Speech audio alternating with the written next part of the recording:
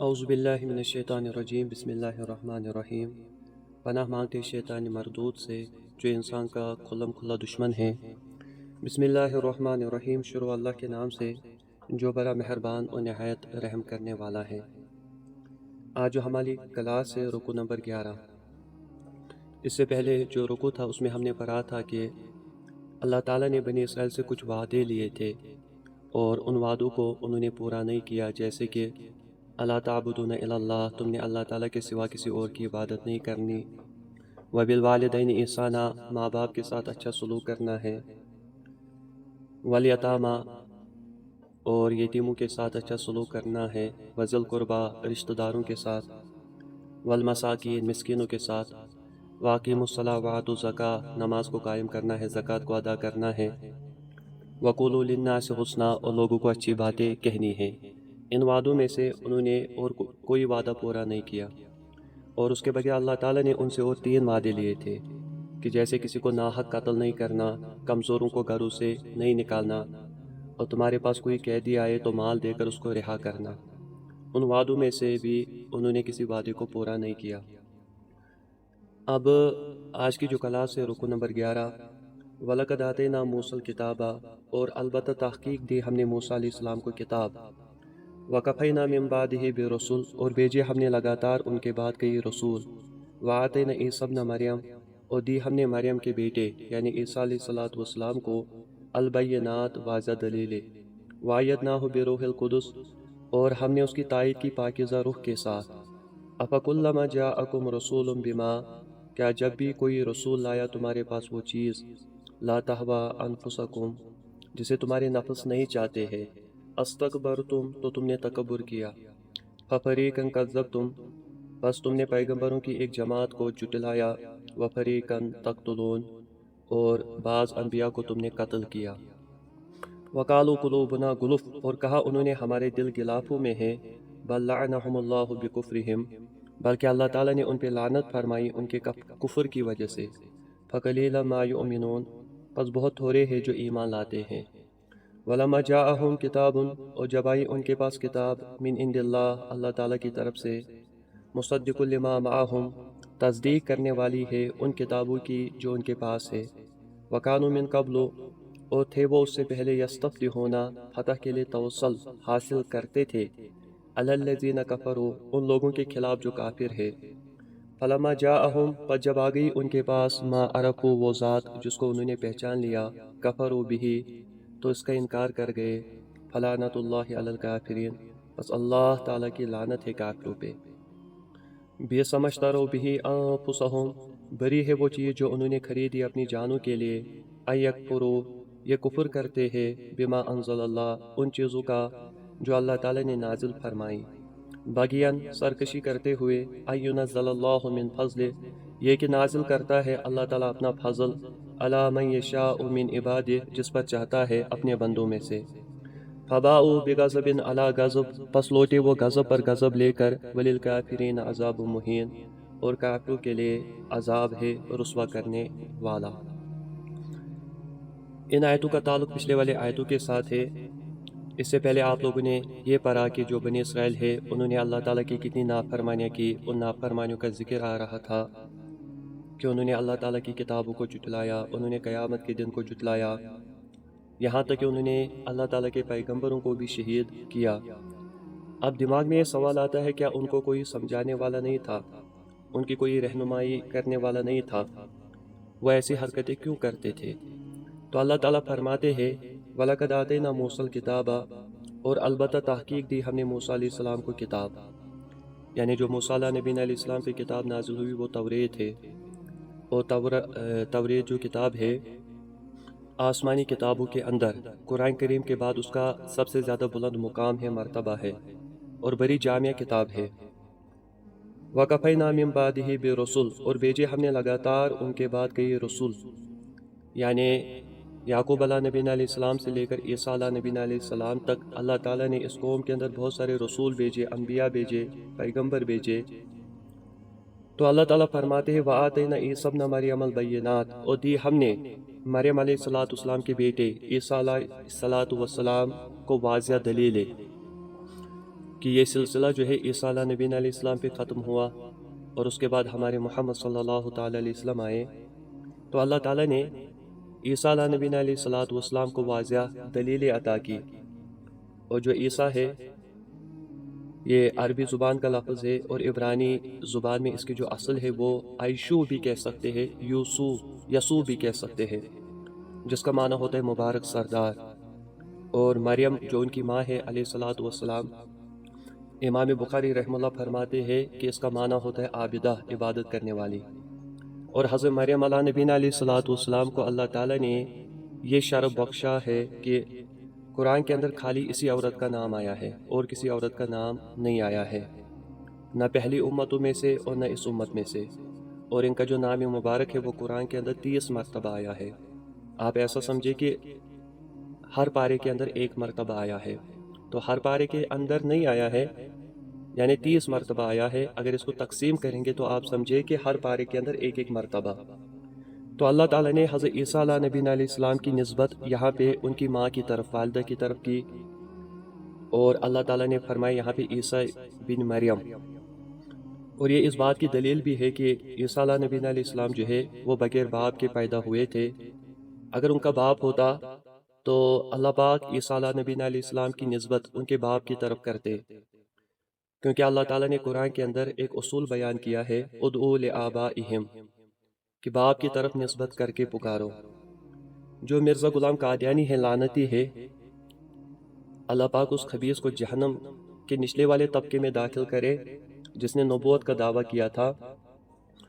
وہ شیطان کی شکل میں تھا، اس نے بہت سارے علماء کو گالیاں بھی دی ہے، اور اس کے بعد کہتا ہے کیا تمہیں لگتا ہے کہ میں عیسیٰ علیہ نبی علیہ السلام کی تعظیم نہیں کرتا؟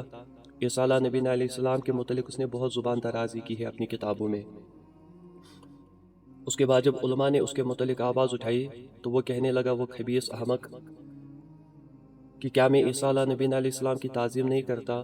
اور بہت سارے علماء کو اس نے گالیاں بھی دی، اور اپنی کتابوں میں لکھتا ہے کہ میرے سے زیادہ تعظیم کرنے والا کون ہے؟ میں تو عیسیٰ علیہ نبی علیہ السلام کی تعظیم کرتا ہوں، ان کے جو 6 بھائی بہن تھے ان کی بھی تعظیم کرتا ہوں، اور ان کے جو باپ یوسف نجار تھے ان کی بھی تعظیم کرتا ہوں۔ آپ دیکھیں یہ اس کی تعظیم ہے، نعوذ باللہ۔ اور اس کی ایک کتاب ہے تریاق القلوب، اس میں وہ لکھتے ہیں کہ حضرت عیسیٰ علیہ نبی علیہ السلام کی 3 نانیاں اور 3 دادیاں جو تھی وہ بدکاری کے اندر مبتلا تھی۔ لا حول ولا قوت الا باللہ۔ یہ ہے اس خبیث آدمی کی تعظیم عیسیٰ علیہ نبی علیہ السلام کے متعلق، جب قرآن خود کہتا ہے کہ عیسیٰ بغیر باپ کے پیدا ہوا، ان کی ماں نے شادی نہیں کی تھی، عیسیٰ علیہ نبی علیہ السلام کو اللہ تعالیٰ نے بغیر باپ کے پیدا کیا، تو دادیاں اس کی کہاں سے آ گئی؟ اس خبیث احمق کو اتنا بھی پتہ نہیں تھا۔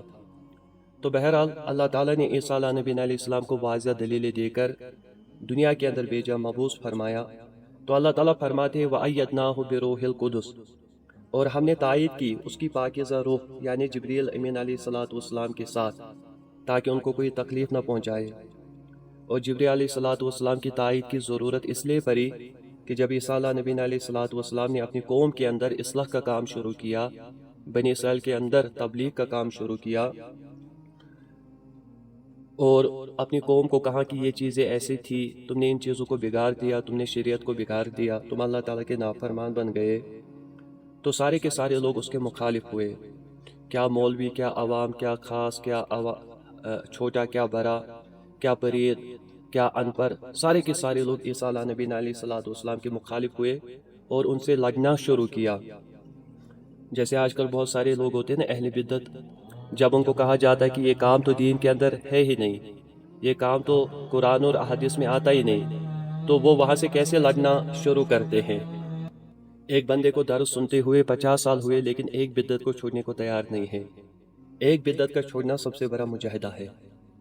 اَفَكُلَّمَا جَاءَكُمْ رَسُولٌ بِمَا، کیا جب بھی کوئی رسول آیا تمہارے پاس وہ چیز لَا تَهْوَىٰ أَنفُسُكُمْ، جسے تمہارے نفس نہیں چاہتے تھے، اسْتَكْبَرْتُمْ، تو تم نے تکبر کیا، فَفَرِيقًا كَذَّبْتُمْ، پس پیغمبروں کے ایک فریق کو تم نے اے ظالموں جھٹلایا، وَفَرِيقًا تَقْتُلُونَ، اور ایک فریق کو تم نے قتل کیا، جیسے شیعہ علیہ السلام، زکریا علیہ السلام، یحییٰ علیہ السلام، اور اس کے علاوہ بہت سارے پیغمبروں کو ان لوگوں نے شہید کیا۔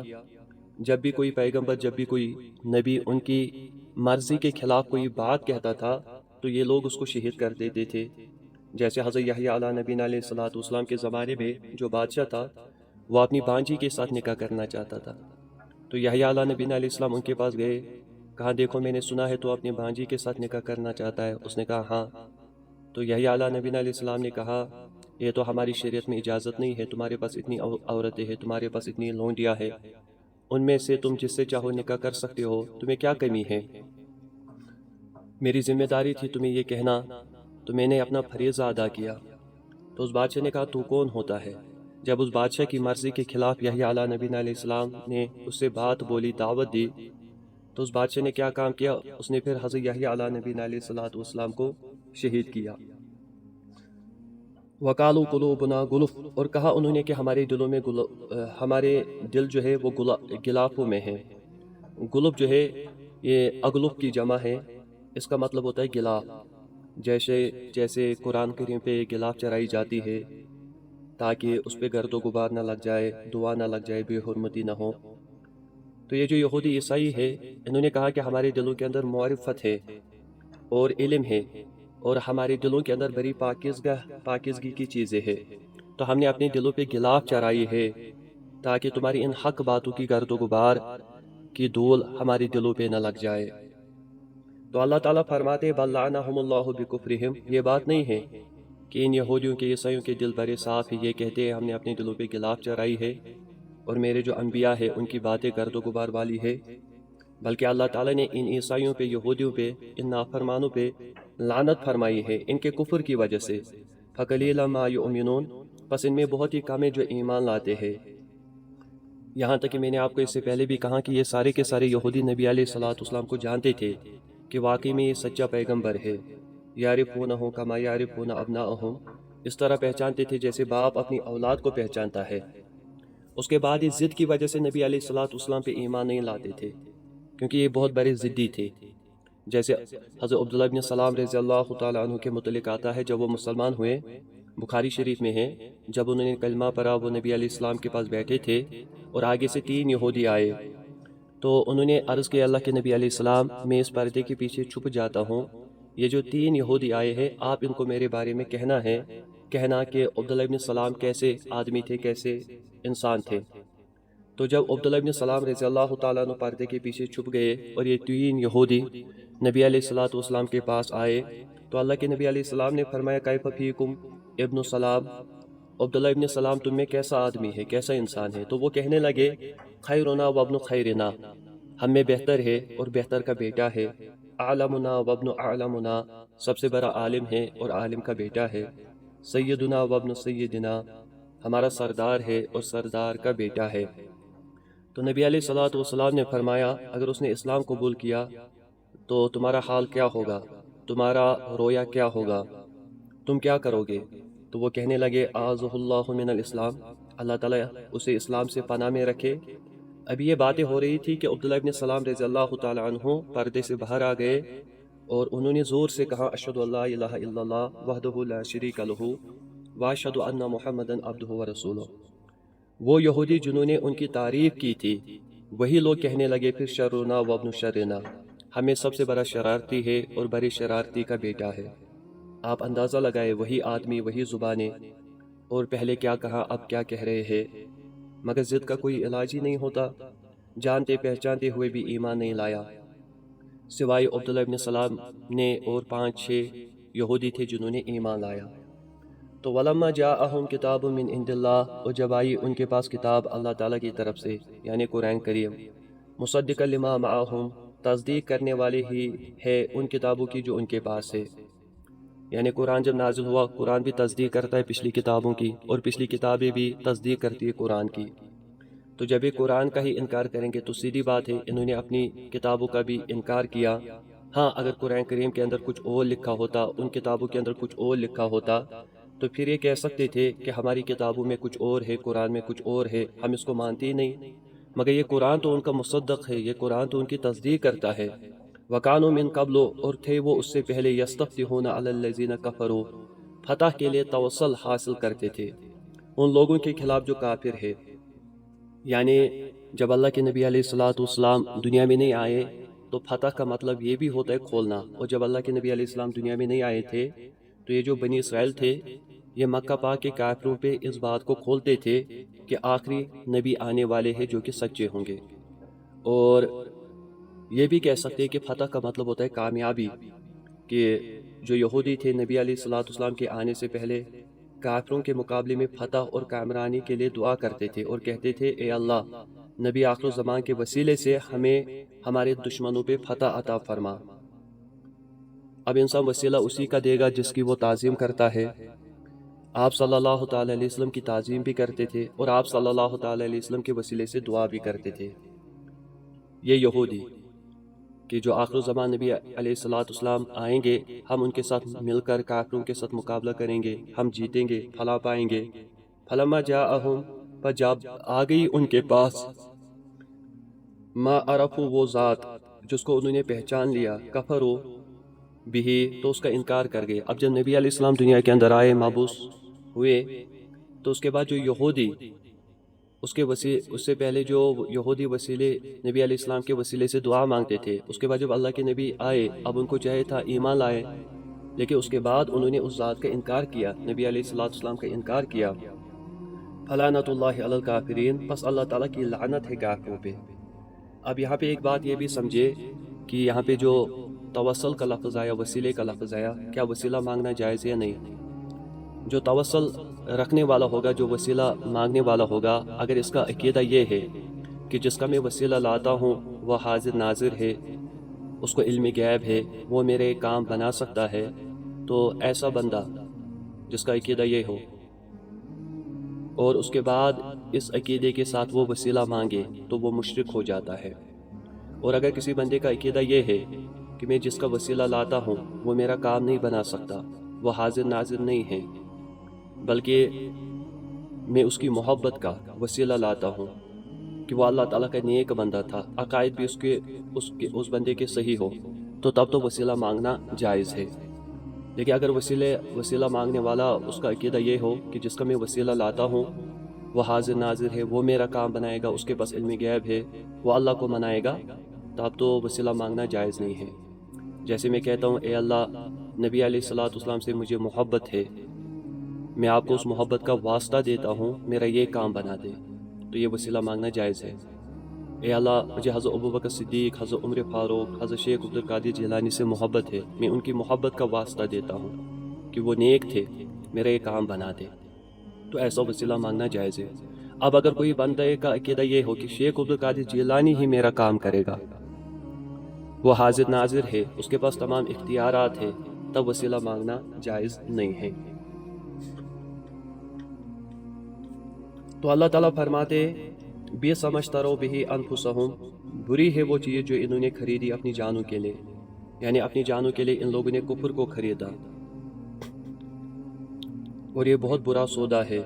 اور کس چیز کا کفر کیا ان لوگوں نے؟ ان یکفروا بما انزل اللہ، یہ کفر کرتے ہیں ان چیزوں کا جو اللہ تعالیٰ نے نازل فرمائی، بغین سرکشی کرتے ہوئے، ان ینزل اللہ من فضل، یہ کہ نازل کرتا ہے اللہ تعالیٰ اپنا فضل، علی من یشاء من عبادہ، جس پر وہ چاہتا ہے اپنے بندوں میں سے، یعنی اس پر کسی قسم کا زور اختیار نہیں.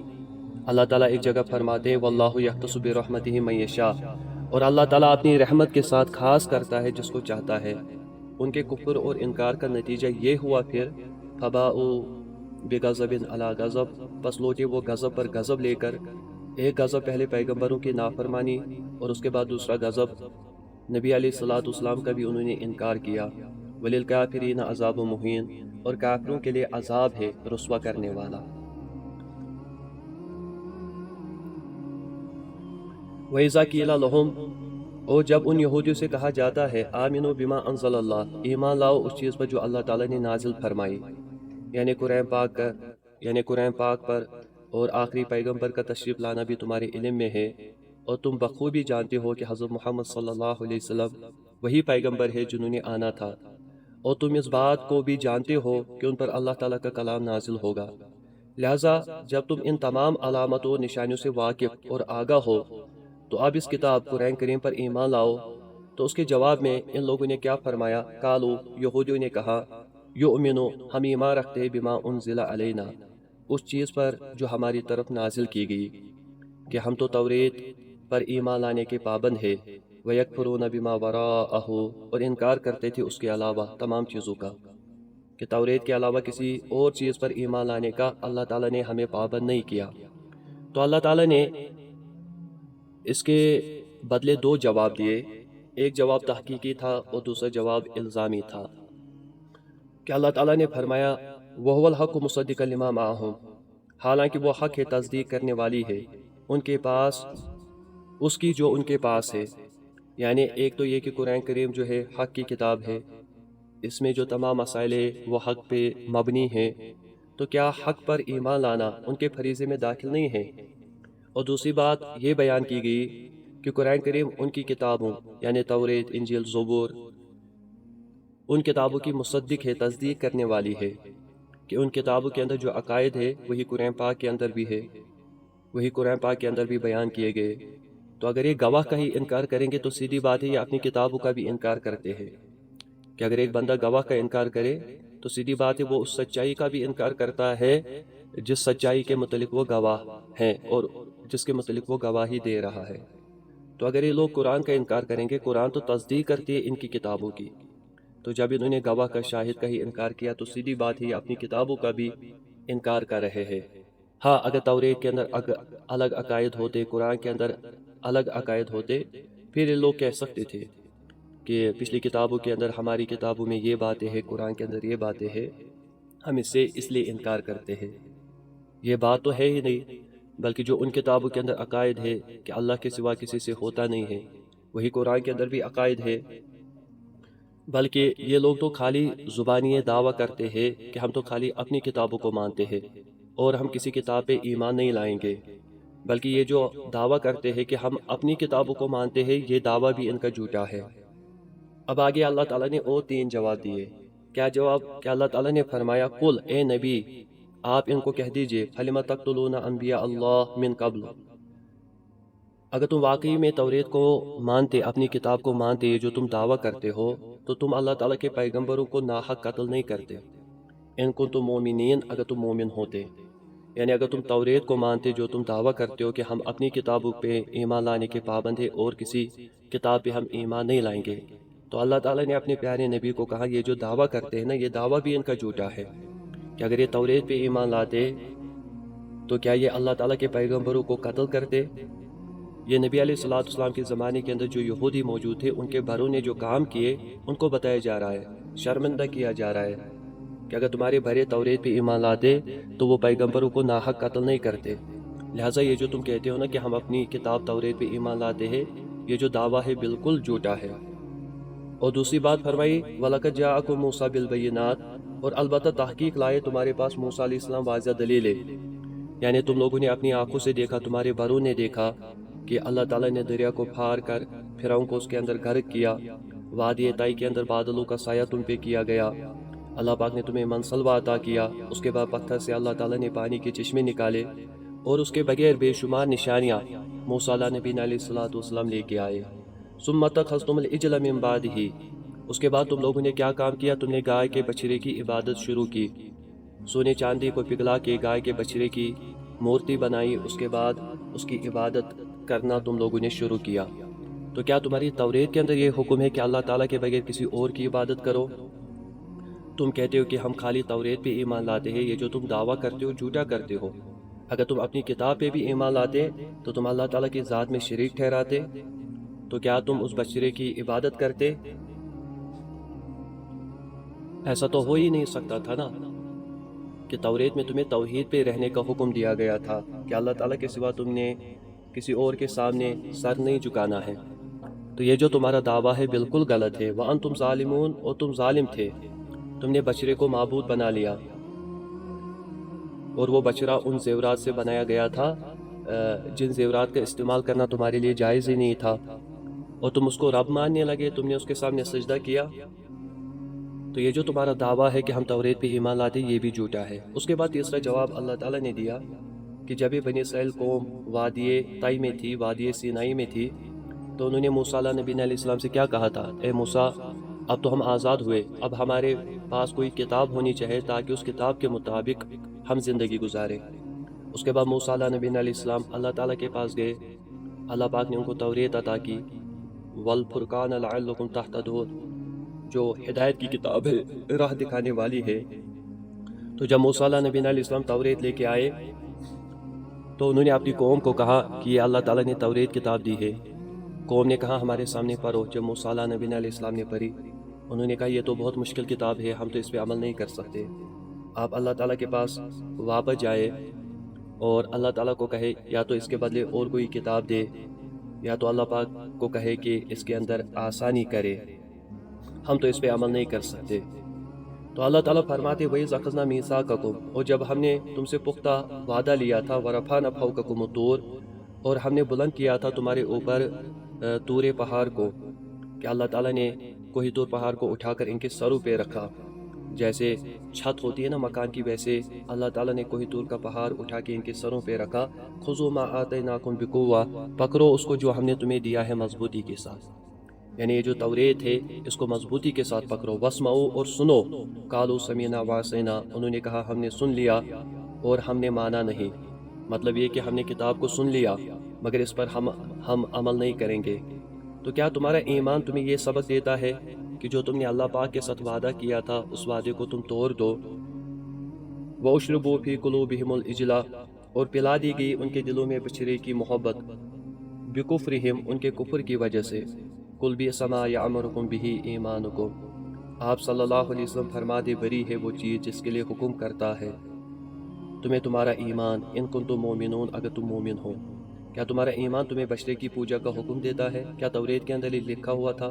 اور تمہارا ایمان یہ ہے کہ جو تم وعدہ کرتے ہو اس وعدے کو توڑ دیتے ہو، کیا توریت کے اندر لکھا ہے؟ اب یہ جو تم کہتے ہو کہ ہم تو اپنی کتابوں پہ ایمان لانے کے پابند ہیں، یہ جو تم دعویٰ کرتے ہو ہم خالی اپنی کتابوں پہ عمل کریں گے اور اس کتاب پہ عمل کریں گے جو ہمارے اوپر نازل ہوئی، پھر اتنا سب کچھ کرنے کے باوجود تم کیسے یہ دعویٰ کر سکتے ہو کہ ہم اپنی کتابوں پہ ایمان لاتے ہیں؟ تم تو اپنی کتابوں کو ماننے کو تیار نہیں۔ اور اتنا ہی نہیں، اس کے بعد یہ لوگ کہتے تھے کہ جو جنت ہے اس میں خالی ہم جائیں گے۔ قالوا لا يدخل الجنة الا من كان هودا او نصارى، یہودیوں نے کہا کہ جنت میں ہمارے سوا کوئی نہیں جائے گا، عیسائیوں نے کہا جنت میں ہمارے سوا کوئی نہیں جائے گا۔ تو اللہ تعالیٰ نے ان کے جواب میں فرمایا قل، اے نبی آپ ان سے فرما دیجئے صلی اللہ علیہ وسلم، ان کانت لکم الدار الآخرہ، اگر ہے تمہارے لیے آخرت کا گھر، عند اللہ خالصتاً، اللہ تعالیٰ کے یہاں خالص تمہارے ہی لیے، من دون الناس، دوسرے لوگوں کے سوا، فتمنوا الموت، پس تم موت کی تمنا کرو، ان کنتم صادقین، اگر تم سچے ہو۔ اگر تم کہتے ہو کہ جنت میں خالی ہم جائیں گے، یہودی کہتے ہیں جنت میں خالی ہم جائیں گے، نصارہ کہتے ہیں خالی جنت میں ہم جائیں گے، تو اللہ تعالیٰ نے فرمایا اگر تم واقعی کہتے ہو کہ جنت میں خالی تم ہی جاؤ گے اور کوئی نہیں جائے گا، تو ایک کام کرو، موت کی تمنا کرو، کیونکہ جنت تو تمہارے درمیان تو خالی موت حائل ہے، تمہیں موت آئے گی، پھر جو تمہارا دعویٰ ہوگا اگر یہ سچا ہوگا تو تم سیدھے جنت میں جاؤ گے۔ تو جلدی موت کی تمنا کرو کہ اللہ تعالیٰ سے مانگو کہ ہمیں موت جلدی دے تاکہ ہم جنت میں چلے جائے۔ تو اللہ تعالیٰ فرماتے وَلَن يَتَمَنَّوْهُ أَبَدًا، اور یہ موت کی تمنا ہرگز نہیں کریں گے، کبھی بھی نہیں، بِمَا قَدَّمَتْ أَيْدِيهِمْ، اس وجہ سے جو کہ ان کے ہاتھوں نے آگے بھیجا ہے۔ ان کو پتہ ہے کہ ان کو اپنے اعمالوں کا، اپنے کرتوتوں کا علم ہے، تو یہ موت کی تمنا نہیں کریں گے۔ اور جن لوگوں نے آخرت کی تیاری کی ہوتی ہے وہ تو ہمیشہ موت کی تمنا کرتے ہیں۔ موت تو مومن کے لیے تحفہ ہے، جیسے حضرت علی رضی اللہ تعالیٰ عنہ کا مشہور واقعہ ہے، تیروں کی بارش ہو رہی تھی اور نماز کا وقت ہو گیا، وہ باوضو تھے، گھوڑے سے نیچے اترے اور اس کے بعد چادر بچھائی اور نماز شروع کی۔ ان کے جو بڑے بیٹے حضرت حسن رضی اللہ تعالیٰ عنہ تھے، انہوں نے کہا ابا جی تیروں کی بارش ہو رہی ہے اور آپ نے نماز شروع کی، تو حضرت علی رضی اللہ تعالیٰ عنہ نے کیا فرمایا؟ فرمایا لا یباری ابوک علی الموت سقط ام سقط علیہ الموت، بیٹا تیرے باپ کو کوئی پرواہ نہیں ہے کہ وہ موت پہ گرے گا یا موت اس پہ گرے گی۔ تو جو نیک ہوتے ہمارے صحابہ وہ تو موت کی تمنا ہی کرتے تھے۔ تو اگر یہ واقعی میں کہتے یہ یہودی عیسائی جنت میں خالی ہم جائیں گے تو انہیں کہے کہ موت کی تمنا کرے، موت مانگے، حالانکہ ہرگز یہ موت کی تمنا نہیں کریں گے۔ واللہ علیم بالظالمین، اور اللہ تعالیٰ خوب جانتا ہے ظلم کرنے والوں کو۔ یہ موت کی تمنا تو کیا کریں گے بلکہ وَلَتَجِدَنَّهُمْ، البتہ آپ ان کو ضرور پائیں گے ان لوگوں میں سے، احرص الناس علی حیات، جو سب سے زیادہ لالچی ہوتے، حریص ہوتے ہیں، وَمِنَ الَّذِينَ أَشْرَكُوا، اور ان سے بھی زیادہ حریص وہ ہے جنہوں نے شرک کیا، اور مشرکوں میں سے ایسے بھی تھے جو قیامت کے منکر تھے۔ عیسائی اور یہودی قیامت کے تو قائل تھے، مگر ان کو اپنے ایمان کا پتہ تھا کہ اس کے نتیجے میں ہمیں وہاں جو کچھ ملنا ہے، تو وہ کہتے تھے کہ اس دنیا میں کھا پی لو اور جو کچھ کرنا ہے یہی کرو، اس لیے کہ یود احدہم، یہ موت کی تمنا نہیں کریں گے، بلکہ اس کے بجائے یود احدہم، ان میں سے ہر ایک پسند کرتا ہے، لو یعمروا الف سنہ، کاش کہ اس کو 1000 سال عمر دے دی جائے، وما ہوا بمزحزحہ من العذاب، حالانکہ نہیں ہے وہ عمر دور کرنے والی اس عذاب سے، ان یعمر، یہ کہ اگر اس کو عمر دے دی جائے، یعنی اگر ان کو 1000 سال 2000 سال بھی عمر دی جائے گی تو ان کو کیا لگتا ہے عمر زیادہ ہونے سے یہ اللہ تعالیٰ کے عذاب سے بچ جائیں گے، اور یہ بھی اپنی شرارتوں سے باز نہیں آتے، ان کی زبانیں جو ہے حق کے خلاف بڑی تیز ہے، ان کے اعمال بہت برے ہیں، لہٰذا ان کو 1000 سال عمر کا مل جانا عذاب سے نہیں بچا سکتا، کتنی بھی لمبی عمر ان کو مل جائے تو یہ لمبی عمر ان کو اللہ تعالیٰ کے عذاب سے نہیں بچا سکتی۔ اللہ پاک نے موسیٰ کو فرمایا جتنے گائے کے جسم پہ بال ہوتے اتنی زندگی دیں گے، لیکن ایک نہ ایک دن ہمارے پاس آنا ہے، واللہ بصیر بما یعملون، اور اللہ تعالیٰ دیکھ رہا ہے جو کچھ وہ کرتے ہیں، اور اس کے مطابق اللہ تعالیٰ ان کو بدلہ دے گا۔ قل من کان عدوا لجبریل فإنه نزله على قلبك بإذن الله مصدقا لما بين يديه وهدى وبشرى للمؤمنين من كان عدوا لله وملائكته ورسله وجبريل وميكال فإن الله عدو للكافرين ولك أنزلنا إليك آية بينات وما يكفر بها إلا الفاسقون أو كلما عاهدوا عهدا نبذه فريق منهم بل أكثرهم لا يؤمنون ولما جاءهم رسول من عند الله مصدق لما معهم نبذ فريق من الذين أوتوا الكتاب کتاب اللہ وراء ظہورہم کأنہم لا یعلمون۔ ان آیت کریمہ کا جو شان نزول ہے وہ اس طرح بیان کیا گیا ہے کہ مدینہ طیبہ کے قریب 3 دن کی مسافت پر ایک مقام تھا جس کا نام پھدک تھا، اور یہاں پر کھجوروں کے باغ بھی تھے، جو آج آپ دیکھتے ہیں نا، یہ جو شیعہ رافضی ہے وہ باغ پھدک کی آواز لگاتے ہیں کہ وہ ابو بکر صدیق، حضرت عمر، حضرت عثمان نے کھا لیا، انہوں نے وہ حصہ حضرت فاطمہ اور اہل بیت کو نہیں دیا، ان کا حق مارا۔ وہ باغ جو ہے باغ پھدک وہ اسی علاقے کے اندر موجود ہے، اس وجہ سے اس کو باغ پھدک کہا جاتا ہے۔ تو مدینہ سے وہاں تک کم سے کم 3 دن لگتے ہیں جانے میں، جس جگہ کا نام پھدک ہے، اور اصل حقیقت یہ بھی نہیں ہے کہ حضرت عمر، حضرت عثمان اور حضرت ابو بکر نے وہ حق مان لیا اور حضرت فاطمہ اور حضرت حسن حسین اہل بیت کو وہ حق نہیں دیا، بلکہ اصل حقیقت تو یہ ہے کہ وہ نبی علیہ الصلوۃ والسلام کی ملکیت میں تھا ہی نہیں وہ باغ، نہ نبی کریم صلی اللہ تعالی علیہ وسلم اس باغ کے مالک تھے، بلکہ وہ جو باغ تھا وہ وقف کیا گیا تھا، اور نبی کریم صلی اللہ تعالی علیہ وسلم اس باغ کے متولی تھے، اور اس باغ سے جو آمدنی آتی تھی نبی علیہ السلام اپنے گھر کا خرچہ چلاتے تھے، اصحاب صفا کا جو مدرسہ تھا ان کو کھلاتے تھے جو وہاں کے طالب علم ہوتے تھے، اور جو مساکین ہوتے تھے، ضرورت مند ہوتے تھے، ان پر بھی خرچ ہوتا تھا، اور مہمانوں کی خدمت میں بھی اس کو خرچ کیا جاتا تھا۔ تو اصل میں یہ باغ نبی علیہ الصلوۃ والسلام کی ملکیت میں نہیں تھا کہ وہ پھر حضرت فاطمہ اور اہل بیت کو ملتا یا حضرت عباس کو ملتا۔ اگر وہ نبی علیہ السلام کی ملکیت میں بھی ہوتا، 2 منٹ ہم رکھیں گے، اگر وہ باغ پھدک جو ہے وہ نبی علیہ السلام کی ملکیت میں بھی ہوتا تو اس کے بعد بھی وہ ان کو نہیں ملتا۔ کیوں نہیں ملتا؟ کیونکہ خود نبی علیہ الصلوۃ والسلام نے فرمایا کہ پیغمبروں کا جو مال ہوتا ہے اس کی آگے وراثت نہیں چلتی ہے، نحن معاشر الانبیاء لا نورث ولا نورث ما ترکناہ صدقہ، کہ اللہ کے نبی نے فرمایا ہم انبیاء کی جماعت کا کوئی وارث نہیں ہوتا اور نہ ہم کسی کے وارث ہوتے ہیں، ہم اپنے بعد جو کچھ بھی چھوڑتے ہیں وہ سارا صدقہ اور خیرات ہوتا ہے۔ تو یہ جو شیعہ لوگ ہوتے ہیں نا، حضرت ابو بکر، حضرت عثمان، حضرت عمر پہ اعتراضات کرتے ہیں کہ انہوں نے حق مارا، انہوں نے اہل بیت کو، حضرت فاطمہ کو اس میں سے حصہ نہیں دیا، حالانکہ انبیاء کی جو میراث ہوتی ہے وہ تقسیم نہیں ہوتی ان کے جانے کے بعد، بلکہ وہ صدقہ اور خیرات ہوتا ہے۔ اور یہ باغ جو ہے نبی علیہ السلام کی ملکیت میں نہیں تھا۔ اور دوسری بات یہ ہے کہ اگر ان حضرات نے، حضرت ابوبکر نے، حضرت عمر نے، حضرت عثمان نے حضرت فاطمہ رضی اللہ تعالی عنہا کو اور اہل بیت کو یہ باغ نہیں دیا، اگر انہوں نے 2 منٹ کے لیے، ایسا تو نہیں ہے، اگر ان حضرات نے ان کا حق مارا ہے تو کیا حضرت علی رضی اللہ تعالیٰ عنہ نے بھی پھر ان کا حق مارا ہے؟ کیونکہ جب حضرت علی رضی اللہ تعالیٰ عنہ خلیفہ ہوئے اور تقریباً 4 سال وہ خلیفہ رہے، تو پھر تو ان کے اختیار میں تھا۔ اگر حضرت فاطمہ رضی اللہ تعالیٰ عنہ فوت ہو چکی تھی، دنیا سے جا چکی تھی، مگر ان کی اولادیں تو موجود تھی، تو حضرت علی رضی اللہ تعالیٰ عنہ پھر یہ باغ ان کی اولادوں کے حوالے کر دیتا، مگر حضرت علی رضی اللہ تعالیٰ عنہ نے ان کی اولادوں کو نہیں دیا۔ اگر یہ شیعہ حضرات حضرت ابوبکر، حضرت عمر، حضرت عثمان پہ اعتراضات کرتے کہ وہ ظالم ہیں، نعوذ باللہ، انہوں نے اہل بیت کا اور حضرت فاطمہ کا حق مارا، تو کیا نعوذ باللہ حضرت علی بھی ظالم ہیں؟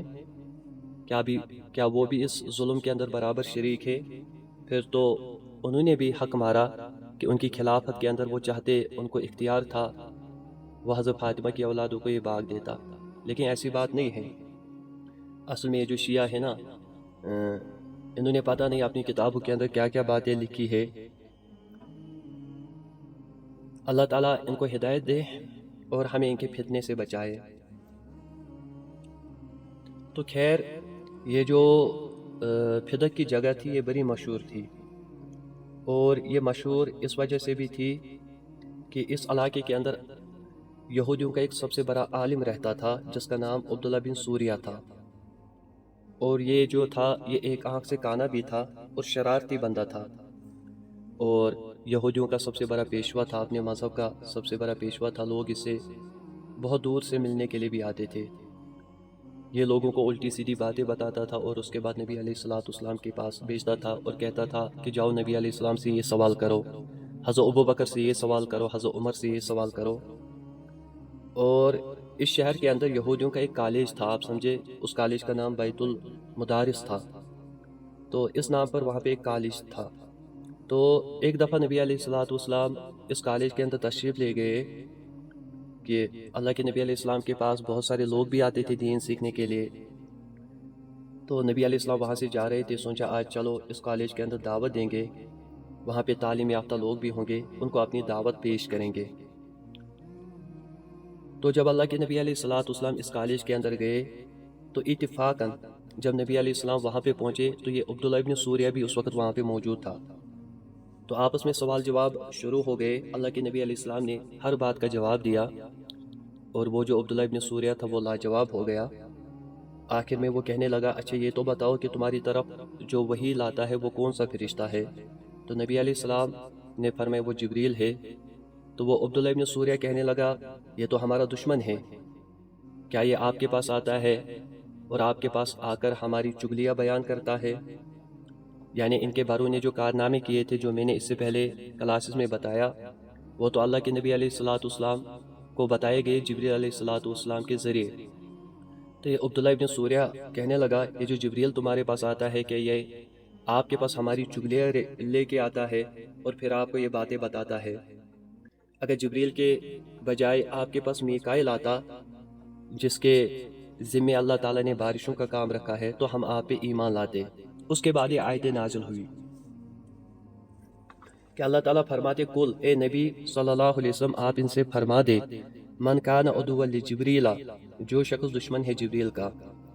اور بہت سارے کتابوں میں آیا ہے جبریل بھی کہہ سکتے، جیم کے نیچے زیر بھی لگا سکتے ہیں، اور جبرائیل بھی کہہ سکتے، جیم کے اوپر زبر بھی لگا سکتے ہیں۔ جب کا مطلب ہوتا ہے بندہ، ایل کا مطلب ہوتا ہے اللہ، یعنی جبرائیل اس کا مطلب نکلے گا عبداللہ، اللہ کا بندہ۔ ویسے میکائیل اس کا بھی مطلب ہوتا ہے اللہ کا بندہ، اسرافیل اس کا مطلب بھی ہوتا ہے اللہ کا بندہ۔ ان فرشتوں کا نام آیا ہے قرآن میں، اور اسرائیل جو ہے یہ نام قرآن میں نہیں آیا ہے، بلکہ قرآن میں استعمال ہوا ہے ملک الموت کا، ملک الموت۔ اسرائیل جو ہے تو حافظ ابن حجر عسقلانی رحمۃ اللہ علیہ بہت بڑے محدث تھے، انہوں نے فتح الباری کے اندر بعض صحابہ سے اور بعض تابعین سے منقول کیا ہے इज़राइल का लफ्ज़। तो इज़राइल कुरान में नहीं आया है लफ्ज़, अलबत्ता उसके बदले मलकुल मौत आया है। फतहुल बारी के अंदर इज़राइल आया है। हाफिज़ इब्न हजर अस्कलानी रहमतुल्लाहि अलैह ने ये नाम वहाँ पे मेंशन किया है। तो इज़राइल का मतलब भी होता है अल्लाह का बंदा। और ये भी याद रखें कि नबी अलैहिस्सलाम ने जिब्रील अलैहिस्सलाम को अपनी असली शक्ल में 2 मरतबा देखा। एक दफ़ा ज़मीन पे और दूसरी मरतबा मेराज की रात आसमानों पे। और नबी अलैहिस्सलाम ने फरमाया कि मैंने जब जिब्रील को देखा उसके 600 पर थे और उन्होंने पूरे आसमान को घेरा हुआ था।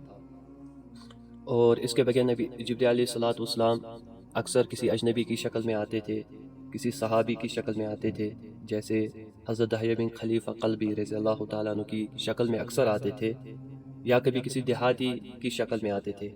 तो अल्लाह ताला फरमाते मन कान अदुव्वन लिजिब्रील, जो शख्स दुश्मन है जिब्रील अलैहिस्सलाम का, फ़इन्नहु नज़्ज़लहु, बस बेशक उसने नाजिल किया है उस कुरान करीम को अला क़ल्बिका, आप सल्लल्लाहु अलैहि वसल्लम के दिल पे भी, इज़्निल्लाह, अल्लाह ताला के हुक्म से। यानी ए यहूदियों, तुम्हें जिब्राइल के साथ क्या दुश्मनी है? ये अब्दुल्लाह इब्न सूर्य ने कहा था ना कि अगर जिब्रील के बदले मीकाईल आपके पास आता हम आप पे ईमान लाते, लेकिन ये जिब्रील जो है आपके पास आता है हमारी चुगलियाँ करता है, ये तो हमारा दुश्मन है। तो अल्लाह ताला फरमाते जिब्रील जो काम करता है वो हमारे हुक्म का पाबंद है, कि ये अल्लाह ताला का हुक्म है। वो कुरान लाता है नबी अलैहिस्सलाम की कल में, नबी अलैहिस्सलाम के सामने नबी अलैहिस्सलाम को सुनाता है वही के ज़रिए। तो वो तो अपना काम करता है, अपनी ड्यूटी निभाता है, उसमें जिब्रील की क्या गलती है? वो तो अपने हुक्म का पाबंद है, उसमें उसका क्या कसूर है? वो तो एक सफ़ीर है, और सफ़ीर से क्या दुश्मनी हो सकती है इंसान को? उसका तो काम है पहुंचाना, और उसने अपनी ड्यूटी अदा की कि वो अल्लाह ताला के हुक्म का पाबंद था, कुरान लाता था, नबी अलैहिस्सलाम के कलमे मुबारक पे नाजिल करता था। मुसद्दिक़ा लिमा बैन यदैहि, कुरान करीम तस्दीक करने वाला है उन किताबों की जो उससे पहले नाजिल हुई। वहुदम व बुश्रा लिल मोमिनीन, और हिदायत और खुशखबरी है ईमान वालों के लिए, मानने वालों के लिए, जो अल्लाह ताला की रज़ा चाहते हैं, जो जन्नत में जाना चाहते हैं। तो फरमाया मन काना उदुव्वन लिल्लाहि, जो शख्स दुश्मन है अल्लाह ताला का, व मलाइकतिही, और उसके फरिश्तों का, व रसूलिही, और उसके रसूलों का, व जिब्रील व मीकाला, और जिब्रील और मीकाइल का। इन दोनों का नाम खास कराया है यहाँ पे, क्योंकि ये दोनों यहूदी समझते थे ये दोनों हमारे दुश्मन हैं, इसलिए इनका नाम लिया गया। तो अल्लाह ताला फरमाते फ़इन्नल्लाह अदुव्वुल लिल काफ़िरीन, बस बेशक अल्लाह ताला दुश्मन है काफिरों का, जो अल्लाह ताला के अहकाम का इनकार करता है, उसके रसूलों का इनकार करता है, उसके फरिश्तों का इनकार करता है, जिब्राइल और मीकाइल के साथ दुश्मनी रखता है, वो अल्लाह ताला के साथ दुश्मनी रखता है। इसलिए आता है मन अदा वलियन फ़क़द बाज़रतुहु बिहर्बिन, अल्लाह ताला फरमाते जो शख्स मेरे दोस्त के साथ दुश्मनी करेगा, मेरा उसके साथ जंग का ऐलान है। एक इंसान अल्लाह के नेक बंदों के साथ, अल्लाह वालों के साथ अदावत रखेगा, उसे कभी सुकून नहीं मिलता है, कभी उसको सुकून नहीं मिलता है। वलक़द अंज़लना इलैका आयातिन बय्यिनात, और अलबत्ता तहक़ीक़ हमने नाजिल की आप सल्लल्लाहु तआला अलैहि वसल्लम की तरफ साफ साफ आयतें। वमा यकफुरु बिहा इल्लल फासिकून, और नहीं इनकार करते इन आयतों का मगर नाफरमान लोग। अवकुल्लमा आहदू, और जब कभी वादा किया उन्होंने, अहदन नबज़हु, वादा करना, फेंक दिया उसको, फरीकुम मिनहुम, उनमें से एक फरीक ने, बल अक्सरुहुम ला युमिनून, बल्कि इनमें अक्सर ईमान नहीं लाते हैं। वलम्मा जाअहुम रसूलुम मिन इंदिल्लाह, और जब आया इनके पास रसूल अल्लाह ताला की तरफ से, यानी मोहम्मद सल्लल्लाहु अलैहि वसल्लम, मुसद्दिकुल लिमा माअहुम, तस्दीक करने वाला है उस चीज़ की जो इनके पास है, यानी तौरेत, इंजील, ज़ुबूर और बाकी सहीफ़े। नबज़ फ़रीक़ुम मिनल्लज़ीना, फेंक दिया एक गिरवाह ने इनमें से, ऊतुल किताबा, जिसको अल्लाह ताला की किताब दी गई, किताब अल्लाह है, अल्लाह ताला की किताब को, वराअ ज़ुहूरिहिम, अपनी पुश्तों के पीछे। यानी इन्होंने अल्लाह ताला की किताब से भी मुँह मोड़ा, अपनी किताबों से भी मुँह मोड़ा। ये लोग किसी भी हालत में कुरान को तस्लीम करने के लिए तैयार नहीं थे। नबी अलैहिस्सलाम पे भी इन्होंने ईमान नहीं लाया, हालांकि इनकी किताबों के अंदर नबी अलैहिस्सलाम के तज़किरे मौजूद थे। रसूलुन नबिय्युल उम्मिय्यल्लज़ी यजिदूनहु मकतूबन इंदहुम फित-तौरात वल इंजील, जो रसूल नबी उम्मी है जिसको वो लिखा हुआ पाते हैं तौरेत और इंजील में। इनकी किताबों में नबी अलैहिस्सलाम की निशानियाँ मौजूद ان کی کتابوں میں نبی علیہ السلام کی بشارتیں موجود، تو یہ ایمان لاتے، حالانکہ یہ ایمان لانے کو تیار ہی نہیں تھے۔ اور وضاحت کے طور پہ لکھا ہے پچھلی کتابوں میں، اسمہ احمد، اس کا نام احمد ہوگا، ہجرت یثرب، وہ یثرب کی طرف ہجرت کرے گا، اور مدینہ پاک کا جو پہلا نام تھا وہ یثرب ہی تھا۔ لیکن اس کے بعد ان بدبختوں نے ایمان نہیں لایا، کہ یہ نبی علیہ السلام کو ایسے پہچانتے تھے جیسے باپ اپنے بیٹے کو پہچانتا ہے۔ اس کے بعد بھی انہوں نے ایمان نہیں لایا، اللہ تعالیٰ کی کتابوں کو پشت کے پیچھے ڈال دیا، ان کو ماننے کو تیار ہی نہیں، حالانکہ دعویٰ کرتے اپنی کتابوں کو ماننے کا، وہ بھی ان کا دعویٰ جو ہے وہ جھوٹا ہے۔ کأنہم لا یعلمون، وہ جانتے ہی نہیں ہے، حالانکہ وہ جانتے تھے کہ یہ اللہ تعالیٰ کی کتابیں ہیں، اور ان میں جو تمام باتیں لکھی ہے وہ سچ ہے۔ اس کتاب کے اندر انہوں نے تحریف بھی کی، اس کے الفاظ بھی انہوں نے بدل دیے، تو اللہ پاک نے ایسے بندوں کے لیے عذاب رکھا ہے۔ وَاتَّبَعُوا مَا تَتْلُو الشَّيَاطِينُ عَلَىٰ مُلْكِ سُلَيْمَانَ وَمَا كَفَرَ سُلَيْمَانُ وَلَٰكِنَّ الشَّيَاطِينَ كَفَرُوا يُعَلِّمُونَ النَّاسَ السِّحْرَ وَمَا أُنزِلَ عَلَى الْمَلَكَيْنِ بِبَابِلَ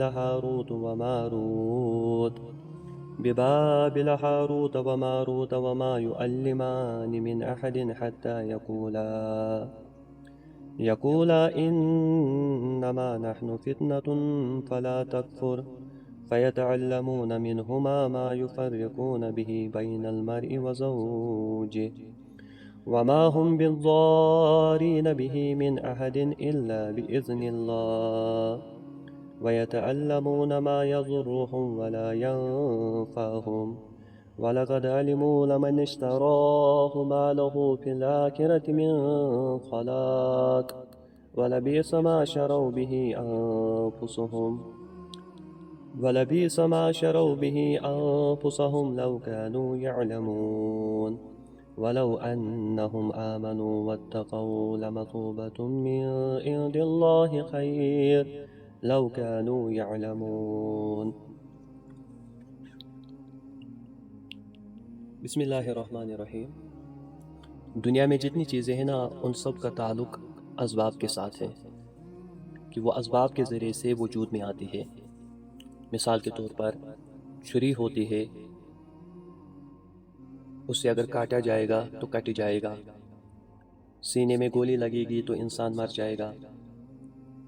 بعض دوائیاں فائدہ مند ہوتی ہے، انسان کھاتا ہے تو اس کو شفا اللہ پاک دیتے ہیں، اور اگر ایک بندہ زہر کھائے گا تو سیدھی بات ہے یہ موت کا سبب ہے۔ تو بہت ساری چیزیں ایسی ہیں جن کا تعلق اسبابوں کے ساتھ ہے۔ جادو جو ہے وہ بھی اسی قسم سے ہیں کہ جس کا تعلق اسبابوں کے ساتھ ہے، اور کچھ چیزیں ایسی ہوتی ہے جو اسبابوں سے بھی اوپر ہوتی ہے، بالا تر ہوتی ہے، اور ان کا اسبابوں کے ساتھ کوئی تعلق ہوتا بھی نہیں ہے، وہ اللہ تعالیٰ کے حکم سے ہوتے ہیں اور وہ ہو جاتی ہے۔ جیسے معجزہ اور کرامت، جو معجزے ہوتے ہیں وہ اللہ تعالیٰ کے پیغمبر کے ہاتھ پہ ظاہر ہوتے ہیں، اور جو کرامت ہوتی ہے وہ ولی کے ہاتھ پہ ظاہر ہوتی ہے، اور جو معجزہ ہوتا ہے وہ پیغمبروں کا کوئی ذاتی فعل نہیں ہوتا، اور جو کرامت ہوتی ہے وہ بھی ولی کا کوئی ذاتی فعل نہیں ہوتا، اس میں کوئی ذاتی اختیار نہیں ہوتا۔ اگر اس میں ذاتی اختیار ہوتا تو وہ جب چاہے کر لیتے، حالانکہ ایسا نہیں ہے۔ جیسے موسیٰ علیہ نبی علیہ السلام کو جب اللہ تعالیٰ نے نبوت عطا کی، اس کے بعد اللہ تعالیٰ نے ان کو ایک معجزہ دیا، ید بیضاء، عصا مبارک، جو معجزہ اللہ تعالیٰ نے موسیٰ علیہ نبی علیہ السلام کو عطا کیا۔ اور اس کے بعد اللہ تعالیٰ نے فرمایا اے موسیٰ اپنے عصا کو، اپنی لاٹھی کو نیچے پھینکو۔ تو جب موسیٰ علیہ نبی علیہ السلام نے لاٹھی کو نیچے پھینکا وہ سانپ بن گئی، اور رات کا وقت تھا، اللہ تعالیٰ کے نور کی وہاں پہ روشنی تھی، تو جب وہ لاٹھی سانپ بن گئی تو موسیٰ علیہ السلام نے کیا کیا، واللہ مدبرم ولم یعقب، وہ پیٹھ پھیر کے بھاگ گئے، اور اس کے بعد انہوں نے پیچھے نہیں دیکھا، اس نے اپنے آپ کو سانپ سے بچانا چاہا۔ اس کے بعد اللہ تعالیٰ نے کہا موسیٰ ڈرے مت، آگے آئے، اس کو پکڑے۔ موسیٰ علیہ نبی علیہ السلام دم کی طرف پکڑنے گئے، اللہ نے کہا دم کی طرف نہیں، سر کی طرف۔ پھر موسیٰ علیہ نبی علیہ السلام نے سر کی طرف پکڑا، وہ پھر سے لاٹھی بن گئی، عصا بن گیا۔ یہاں پہ ایک مسئلہ یہ بھی سمجھ آتا ہے کہ اگر کوئی موذی جانور سامنے آئے تو اس سے اپنے آپ کو بچانا ایمان کے خلاف نہیں ہے۔ اللہ تعالیٰ کے پیغمبر سے زیادہ مضبوط کس کا ایمان ہو سکتا ہے؟ لیکن موسیٰ علیہ نبی علیہ السلام بھاگ گئے۔ تو اگر موسیٰ علیہ نبی علیہ السلام میں اس کا اپنا کوئی ذاتی کمال ہوتا، وہ بھاگتے نہیں، وہ ڈرتے نہیں، اس کو پہلے پتا ہوتا، پھر یہ لاٹھی سانپ بن جاتی۔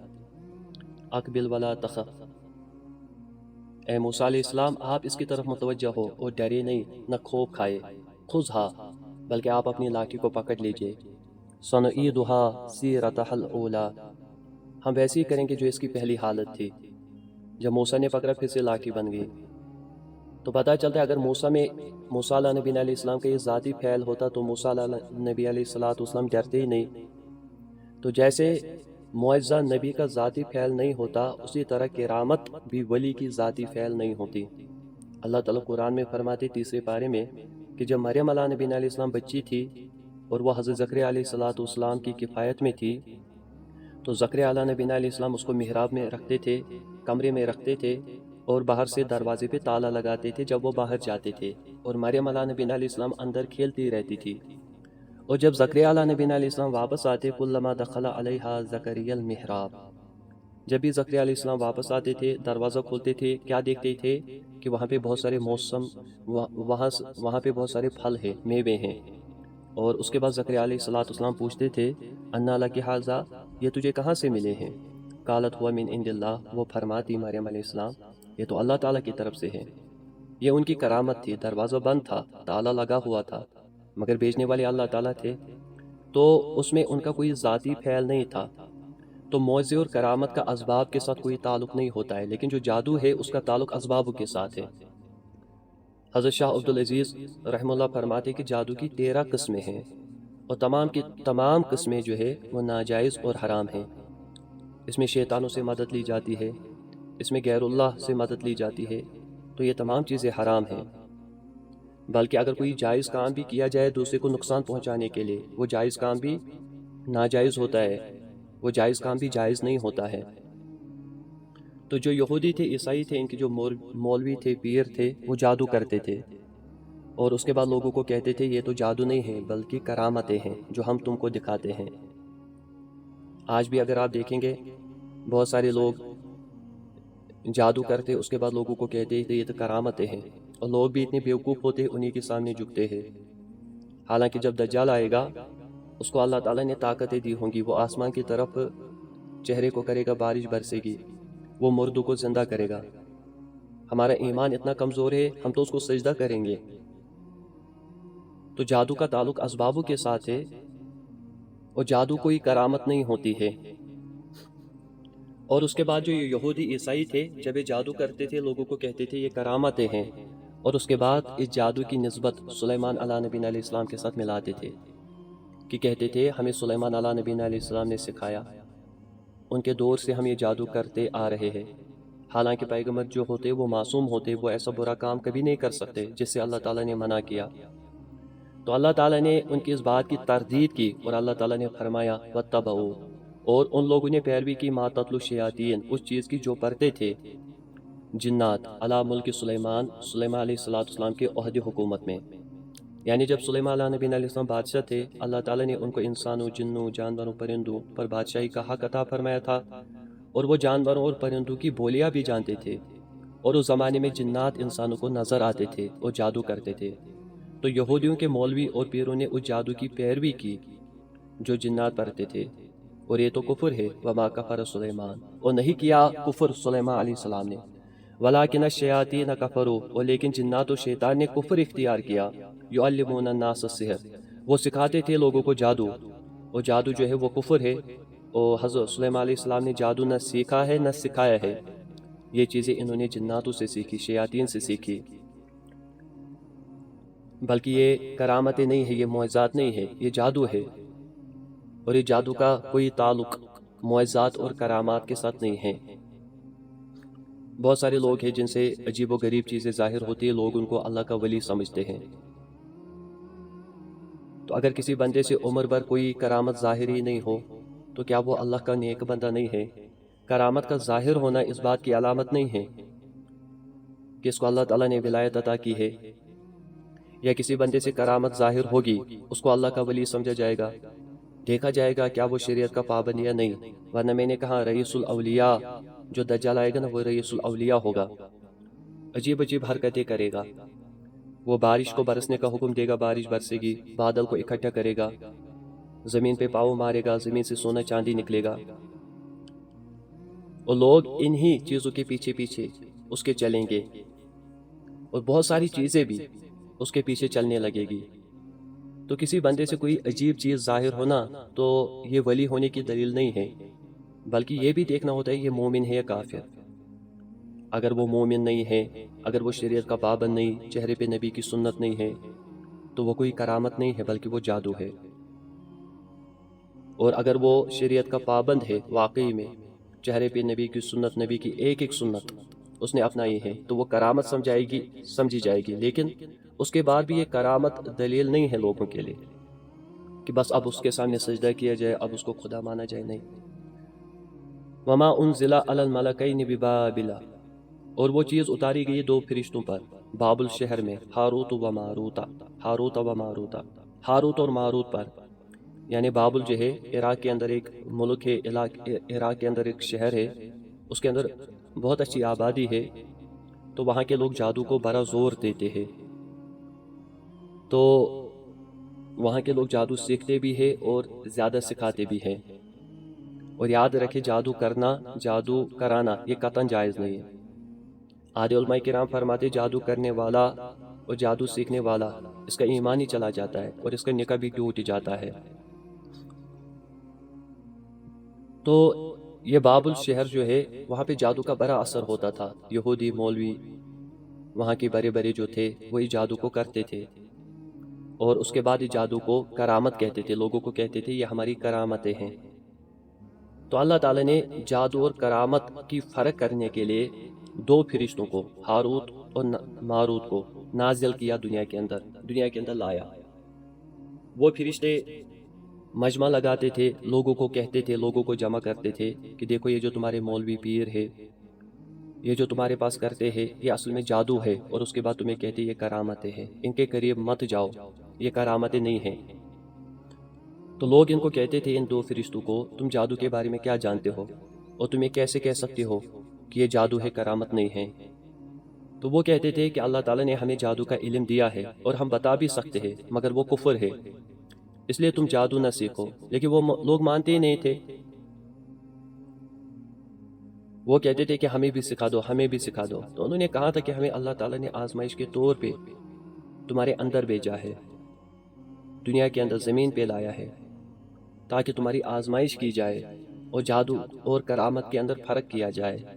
وما يعلمان من احد، اور وہ دونوں کسی کو نہیں سکھاتے تھے، حتی یقولا، یہاں تک کہ وہ دونوں کہتے تھے، انما نحن فتنہ، کہ بے شک ہم آزمائش ہے، فلا تکفر، پس تو کفر اختیار نہ کر، مگر اس کے باوجود لوگ سیکھتے تھے۔ تو اللہ تعالیٰ فرماتے فیتعلمون منہما، پس سیکھتے تھے لوگ ان دونوں سے، ما یفرقون بہ بین المرء وزوجہ، تفریق کرتے تھے اس کے ذریعے سے مرد عورت کے درمیان۔ جادو کے اندر سب سے بڑی طاقت یہ ہوتی ہے کہ مرد اور عورت کے درمیان، میاں بیوی میں جدائی کرے، طلاق ہو جائے، اختلاف ہو جائے۔ اس کے بعد کیا ہوا کہ یہ جو دو فرشتے تھے ان کی نگاہ ایک عورت پہ پڑ گئی، یہ اس کے پیچھے لگ گئے اور اس عورت سے انہوں نے اپنی خواہش ظاہر کی۔ تو اس عورت نے کہا کہ میں تب تک تمہارے ساتھ جو تمہاری خواہش ہے اس کو پوری نہیں کروں گی جب تک تم مجھے وہ اسم اعظم نہ سکھا دو جو اسم اعظم پڑھ کے تم آسمانوں پہ جاتے ہو اور وہاں سے واپس آ جاتے ہو۔ تو عورتوں نے ان دو فرشتوں نے اس عورت کو یہ اسم اعظم بتایا، سکھایا۔ پھر اس عورت نے کہا کہ میرے ساتھ یہ جو لڑکا ہے اس کو قتل کرو، کہیں یہ راز پھاش نہ کرے۔ تو فرشتوں نے ایسا کرنے سے منع کیا۔ تو عورت نے کہا کہ اچھا پھر شراب پی لو، بڑی لذیذ ہے۔ تو فرشتوں نے شراب پی لی اور نشے میں آ کر انہوں نے اس لڑکے کو قتل کیا، اور اس کے بعد وہ بدکاری کے مرتکب ہو گئے، اور یہ عورت اسم اعظم پڑھ کے آسمانوں پہ چلی گئی، اور اس کے بعد زہرہ ستارہ بن گئی۔ اور اس کے بعد بابل شہر کے اندر ایک کنواں ہے، ان فرشتوں کو لٹکایا گیا سزا کے طور پہ تاکہ یہ سزا بھگتے۔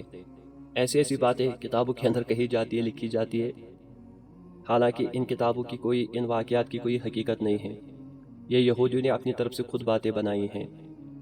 وہ تو اللہ تعالیٰ کے فرشتے تھے اور آزمائش کے طور پہ دنیا میں آئے تھے، اور اللہ تعالیٰ نے ان کو لوگوں کا ذہن صاف کرنے کے لیے بھیجا تھا۔ اللہ تعالیٰ تو قرآن کے اندر فرماتے ہیں نا، لا یعصون اللہ ما امرہم، کہ اللہ پاک جو حکم دیتا ہے فرشتوں کو وہ اس کی نافرمانی نہیں کرتے۔ وما ہم بضارین بہ من احد، اور وہ نہیں نقصان پہنچا سکتے جادو کے ذریعے کسی کو، الا باذن اللہ، مگر اللہ تعالیٰ کے حکم سے۔ یعنی اللہ تعالیٰ کا حکم نہ ہو تو جادو بھی کچھ اثر نہیں کر سکتا۔ ہر چیز کے اندر جب بھی کوئی تاثر آتا ہے تو وہ اللہ تعالیٰ کے حکم کی پابند ہوتی ہے۔ آپ دیکھیں، آگ کا کام ہے جلانا، ابراہیم کو آگ میں ڈالا گیا، آپ کے جسم مبارک کا ایک بال بھی نہیں جل گیا، کیونکہ اللہ تعالیٰ نے آگ کو جلانے کا حکم ہی نہیں دیا تھا، گلزار ہونے کا حکم دیا تھا کہ تم نے ٹھنڈے رہنا ہے، سلامتی بننا ہے، سلامتی میں رہنا ہے ابراہیم کے لیے۔ زہر کے اندر مارنے کا اثر ہے۔ حضرت خالد بن ولید نے جب زہر کھایا اس کو کچھ بھی نہیں ہوا۔ تو جو بھی اسباب ہم استعمال کرتے ہیں وہ اللہ تعالیٰ کے حکم کے پابند ہے۔ جو اللہ تعالیٰ کی طرف سے حکم ہوتا ہے وہی ہوتا ہے، پھر وہی اس کا اثر ہوتا ہے۔ بندہ دوائی کھاتا ہے، دوائی پہلے اللہ تعالیٰ کے دربار میں عرض کرتی ہے، یا اللہ بیماری کا زیادہ ذریعہ بنو یا شفا کا۔ جو اللہ پاک کی طرف سے حکم ہوتا ہے وہی اس کے اندر اثر آتا ہے، تاثر آتا ہے۔ وَيَتَعَلَّمُونَ، اور سیکھتے ہیں، مَا يَضُرُّهُمْ، وہ چیز جو ان کو نقصان پہنچاتی ہے۔ یعنی جادو سیکھنے سے انسان کافر بن جاتا ہے، اور کفر سے بڑھ کے کیا نقصان ہوتا ہے، وَلَا يَنْفَعُهُمْ، اور ان کو نفع نہیں دیتی۔ آج بہت سارے لوگ سحر تعویذ کرتے ہیں نا، یہ بھی جادو کی ایک قسم ہے۔ ایسے لوگوں کے پاس جانا نہیں چاہیے، ان کے پاس جانے والا اس کا ایمان ہی چلا جاتا ہے، ان کا تو پہلے ہی چلا گیا ہے۔ دوسرے کو نقصان پہنچاتے ہیں، زندوں پہ نہیں بلکہ مردوں پہ بھی آج تعویذ کیے جاتے ہیں۔ جو لوگ ایسا کرتے، سحر تعویذ کرتے، ایمان بھی چلا جاتا ہے، نکاح بھی ٹوٹ جاتا ہے، ان کو یہ کام کیا فائدہ دے گا، بلکہ وہ تو اپنا نقصان کر لیتے ہیں نا، کفر کے اندر مبتلا ہوتے ہیں۔ وَلَقَدْ عَلِمُوا، اور البتہ تحقیق وہ جانتے ہیں، لَمَنِ اشْتَرَاهُ، البتہ وہ شخص جس نے جادو کو حاصل کیا، مَا لَهُ فِي الْآخِرَةِ مِنْ خَلَاقٍ، اس کے لیے آخرت میں کوئی حصہ نہیں۔ کہ اللہ پاک فرماتے وَلَقَدْ عَلِمُوا لَمَنِ اشْتَرَاهُ مَا لَهُ فِي الْآخِرَةِ مِنْ خَلَاقٍ، اور جن لوگوں نے جادو کو سیکھا، جادو والے کے پاس گئے، ان کا آخرت میں کوئی حصہ نہیں ہے۔ وَلَبِئْسَ مَا شَرَوْا بِهِ أَنفُسَهُمْ، اور البتہ بری ہے وہ چیز جس کے بدلے میں انہوں نے اپنی جانوں کو بیچا ہے، لَوْ كَانُوا يَعْلَمُونَ، کاش کہ وہ جانتے، ایسے لوگ کہ دنیا کے تھوڑے سے فائدے کے بدلے میں کافر بن گئے، ایمان ضائع ہو گیا، آخرت برباد ہو گئی۔ وَلَوْ أَنَّهُمْ آمَنُوا، اور اگر بے شک وہ لوگ ایمان لاتے، وَاتَّقَوْا، اور اللہ تعالیٰ سے ڈرتے، اپنے آپ کو کفر و شرک سے بچاتے، جادو سے بچاتے، لَمَثُوبَةٌ مِّنْ عِندِ اللَّهِ خَيْرٌ، البتہ بدلہ ہے اللہ تعالیٰ کی طرف سے بہتر، لَوْ كَانُوا يَعْلَمُونَ، کاش کہ وہ لوگ جانتے اور آخرت کے نقصان سے بچتے۔ اس میں ایک پھال بھی آتا ہے نا، دوسروں کو تکلیف پہنچانے کے لیے پھال کا بھی استعمال کیا جاتا ہے، یہ بھی جادو کی ایک قسم ہے۔ اس کو جائز سمجھنے والا بھی کافر ہے، اس کو کرنے والا بھی کافر ہے، اور اس کے ذریعے سے جو کمائی کی جائے گی وہ بھی حرام ہے۔ حدیث پاک میں آتا ہے کہ جس نے پھال نکلوائی، فقط کفر بما انزل علی محمد صلی اللہ علیہ وسلم، بس اس نے انکار کر دیا جو محمد صلی اللہ علیہ وسلم پہ نازل ہوا، نبی علیہ السلام کی شریعت کا انکار کیا، شریعت کے اعتبار سے وہ بندہ کافر ہو گیا، اس کا نکاح ٹوٹ گیا، اس کا ایمان چلا گیا۔ اس کے بعد تجدید ایمان، تجدید نکاح کرنا ضروری ہے۔ اس حالت میں کوئی بچہ پیدا ہوگا وہ حرامی ہوگا، اور عام طور پہ عورتیں اس میں زیادہ مبتلا ہیں۔ یہ ہماری ذمہ داری ہے، ہمارا فرض ہے کہ ہم ان باتوں سے لوگوں کو آگاہ کریں کہ یہ جو جادو کرتے، سحر تعویذ کرتے ہیں، شریعت کے اعتبار سے جو لوگ یہ کریں گے، ان کے پاس جائیں گے، ان کا ایمان بھی ختم ہو جاتا ہے، ان کا نکاح بھی ٹوٹ جاتا ہے۔ اللہ پاک ہمیں شریعت کا پابند بنائے۔ اللہ پاک سے دعا ہے اللہ پاک ہم سب کو عمل کی توفیق عطا فرمائے۔ وآخر دعوانا ان الحمد للہ رب العالمین۔